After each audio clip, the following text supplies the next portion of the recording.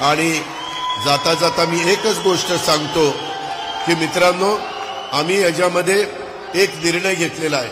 मगाशी काही माझ्या सहकारी मित्रांनी सांगितलं, मुलींच्या बाबतीमध्ये कॉलेजेसमध्ये बऱ्याच मुली कॉलेजला जात नाही. का तर त्या म्हणतात की आमच्या आईवडिलांचं तेवढं उत्पन्न नाहीये, आईवडिलांची मर्यादित आर्थिक उत्पन्न असल्यामुळे आम्हाला त्या शिक्षणाची फी परवडत नाहीये आणि त्याच्यामुळे गळतीचं प्रमाण 10वी-12वीच्या नंतर मोठ्या प्रमाणावर मुलींच्यात पाहायला मिळतं. आपल्या मुस्लिम मुलींच्या मध्ये देखील पाहायला मिळतं.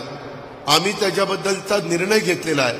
नीट ऐका, 8 लाख रुपये ज्यांचं वार्षिक उत्पन्न 8 लाखाच्या आतमध्ये आहे त्या गोरगरिबांच्या सर्व मुलींना, त्याच्यामध्ये कुठल्याही समाजाच्या आपल्या मुस्लिम मुलींना देखील आपण कॉलेजच्या शिक्षणाचा जो खर्च येणार आहे तो राज्य सरकार करणार आहे. त्याच्यामध्ये कुठल्याही प्रकारे आई वडिलांना कोशिश लागणार नाही.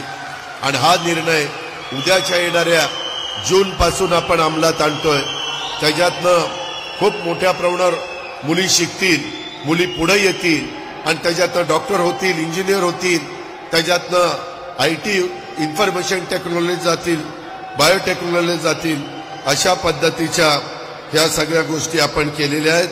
मला आपल्याला सगळ्यांना आजचा मिळावा नजीमुल्ला, आनंद परांजपे त्याच्या संदर्भामध्ये